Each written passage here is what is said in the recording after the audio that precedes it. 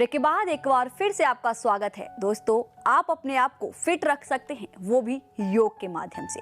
योग के सूत्र सिखाएंगे आपको योगाचार्य शोहित शास्त्री जी। तो आइए साथ मिलकर सीखते हैं योग। सभी को मेरा नमस्ते।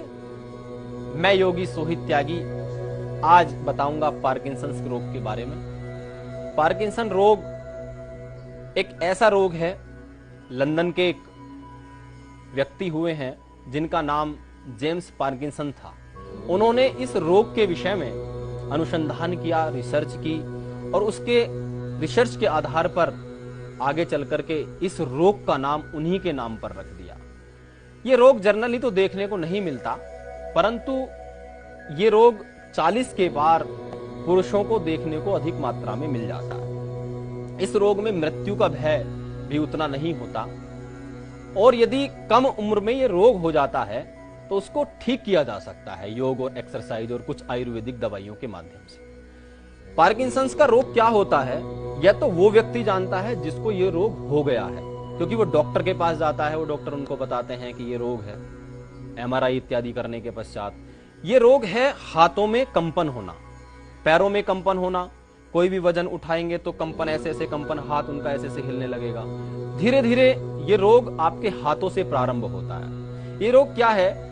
बेसिकली हमारे जो सेंट्रल नर्वस सिस्टम है और उसके अंदर जो ब्रेन है और ब्रेन के अंदर जो मिड ब्रेन है, उस मिड ब्रेन के अंदर जो केमिकल्स का ठीक प्रकार से नहीं बनना, मैं अगर उसको इस प्रकार से कहूं कि डोपामिन जो एक केमिकल होता है उस प्रकार से ठीक से वो नहीं बनता है, इस कारण से ये रोग पैदा हो जाता है। तो सरल भाषा में आप समझने का प्रयास कीजिए। एनाटॉमी और फिजियोलॉजी अगर आप इसकी पढ़ना चाहते हैं तो बहुत सारे डॉक्टर्स को आप सुन सकते हैं।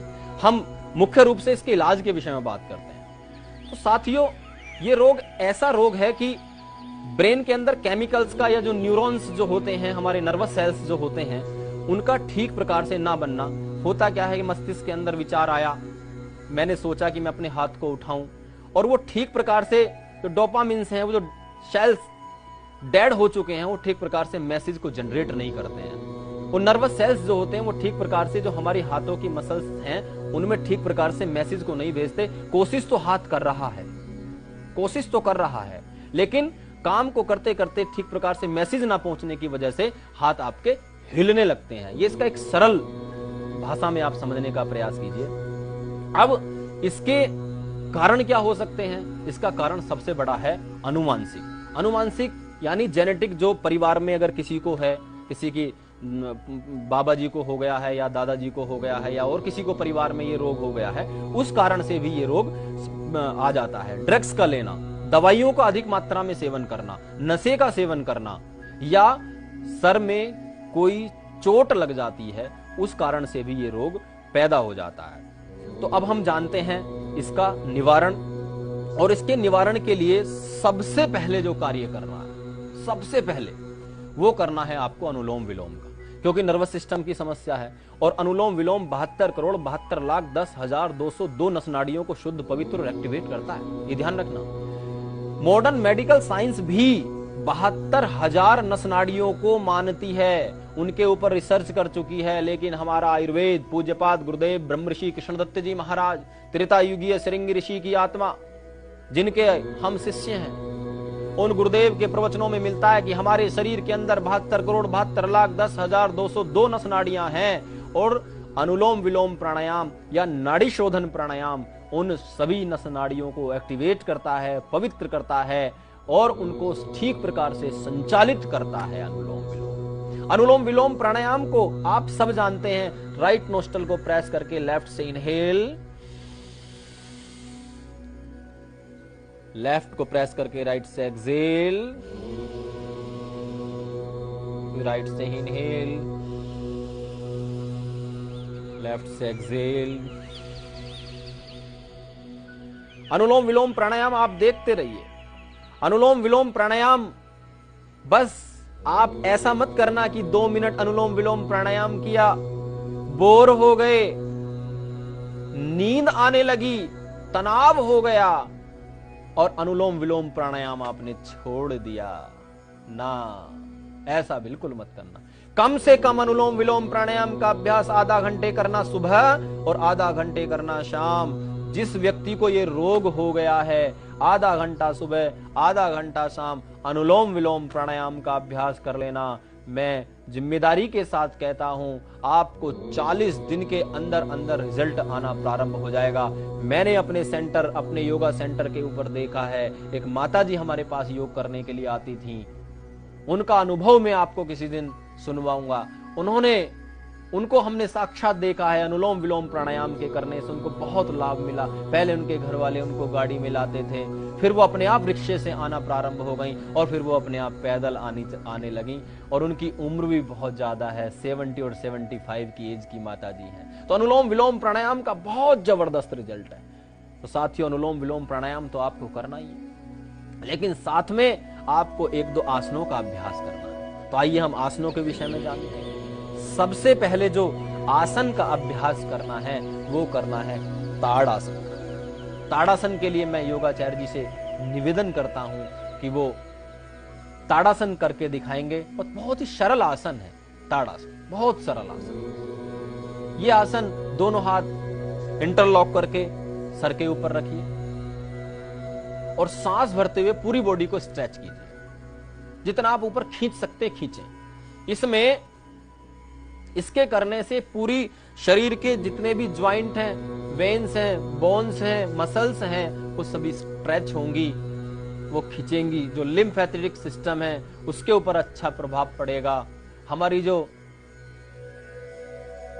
शरीर के अंदर ब्लड का सर्कुलेशन है वो प्रॉपर मात्रा में होने लगेगा। फिर वापस नीचे आए, फिर सांस भर के ऊपर कंटिन्यू आप करते रहिए। और कम से कम इसका अभ्यास आपको 5 मिनट करना, अधिक से अधिक 10 मिनट भी कर लोगे तो अधिक लाभ मिलेगा। बहुत ही अच्छा आसन है ताड़ासन। छोटे बच्चों के लिए भी बहुत उत्तम आसन है। उसमें छोटे बच्चे अगर करते हैं तो उनकी लंबाई बढ़ती है। जिनकी उम्र 17-18 से कम है वो यदि इस ताड़ासन का अभ्यास करते हैं तो लंबाई भी बढ़ जाती है। ये आप ध्यान रखना विशेष रूप से। तो साथियों, ताड़ासन करने के पश्चात आपको एक आसन का अभ्यास और करना है। बैठ जाएं अपने आसन पर आकर के। मार्जरी आसन, कैट एंड कैमल पोज। उसके लिए आप अपने घुटनों के ऊपर आइए। घुटनों के ऊपर आकर के अपने हाथों को सामने की ओर रखें, हाथों के और घुटनों के ऊपर आ जाएं। सांस भरते हुए गर्दन को ऊपर उठाएं और कमर को नीचे। फिर सांस छोड़ते हुए गर्दन नीचे, कमर ऊपर। ध्यान से देखिए, ध्यान से देखिए। फिर सांस भरते हुए गर्दन ऊपर, कमर नीचे। आनंद के साथ, सहजता के साथ, उत्साह के साथ, उत्साहात साहस धैर्यात तत्व ज्ञानश्च निश्चयात जन संग परित्यागात षड्भिर योगो प्रसिद्धयति। उत्साह के साथ करना है, साहस के साथ करना है, धैर्य के साथ करना है, लगन के साथ करना है, विश्वास के साथ करना है, श्रद्धा के साथ करना है। ये आपको विशेष ध्यान देना है। अब इसको साइड से हम देखेंगे। दूसरी साइड में आप मुख करके और इसको करिए। सामने से आपने देखा, साइड से आप इसको देखें एक बार किस प्रकार से हमारे मोहित जी इस आसन का अभ्यास कर रहे हैं। सांस भर के गर्दन ऊपर और कमर नीचे। ये आपकी जो कमर में होने वाला दर्द है, स्पाइन, पूरी स्पाइन की मसाज हो रही है। देखिए, पार्किंसंस के रोग में तो लाभकारी है ही, लेकिन पूरी कमर की जितनी भी नस नाड़ियां हैं, जितनी भी मसल्स हैं, वो एक्टिवेट हो रही है। ब्लड का सर्कुलेशन हो रहा है, ऑक्सीजन का सर्कुलेशन हो रहा है। वाह, आनंद आ जाएगा आप इस आसन का अभ्यास यदि डेली करेंगे। यहीं से बैठ जाएं वज्रासन में। वज्रासन में बैठ करके शशांक आसन का अभ्यास करना है। दोनों हाथों को सांस भरते हुए ऊपर उठाएंगे और सांस छोड़ते हुए धीरे से आगे झुक जाएंगे। अपने हेड को नीचे लगाएं। कोशिश करें कि आपकी चिन नीचे लग जाए, सामने की ओर देख लें, कोई समस्या नहीं है। और हिप्स को नहीं उठाना है, ये विशेष ध्यान देना है। हिप्स को अपने पैरों के ऊपर स्थापित करके रखें। आपका जो बटक का रीजन है उसको नहीं उठाना है, यह भी आपको विशेष ध्यान देना है। इस आसन से बहुत लाभ है, बहुत लाभ है। डायबिटीज वालों के लिए भी बहुत अच्छा आसन है, जिनको तनाव रहता है, स्ट्रेस रहता है उनके लिए भी, जिनको अनिद्रा की शिकायत है उनके लिए भी, जिनको गैस बनती है उनके लिए भी बहुत अच्छा आसन है।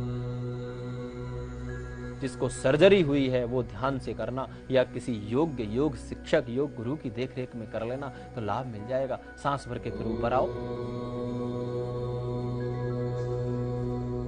तो आपने शशांक आसन का अभ्यास किया और इसी के साथ में आप बैठ जाइए बिल्कुल सीधे होकर के, और सीधे होकर के आपको एक प्राणायाम का अभ्यास और करना है। उस प्राणायाम का नाम है भ्रामरी प्राणायाम।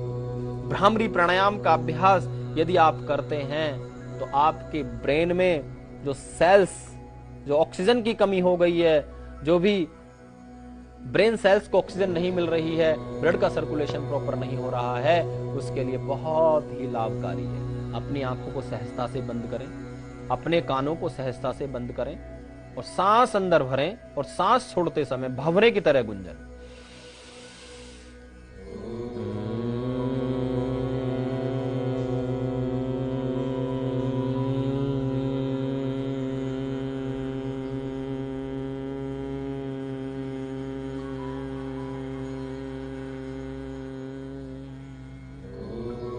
फिर से भरें।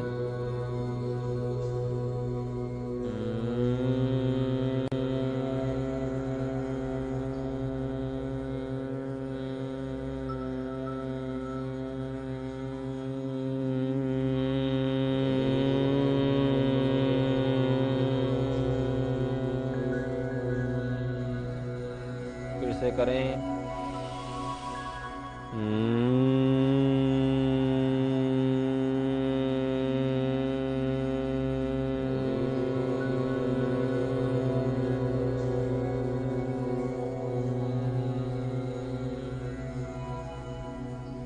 दोनों हाथों को रख दीजिए, आंखों के ऊपर लगाएं, आंखों को सहजता से खोलें।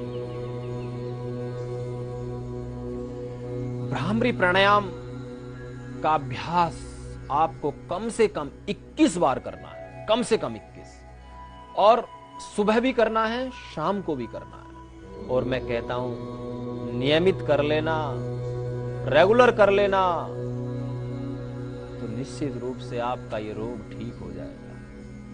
खासकर यदि कम उम्र में हुआ है तो निश्चित ही ठीक हो जाएगा, और यदि उम्र ज्यादा हो गई है तो आपका रोग बढ़ेगा नहीं, ठहर जाएगा, रुक जाएगा, और धीरे धीरे उसका ग्राफ कम भी होना प्रारंभ हो जाएगा।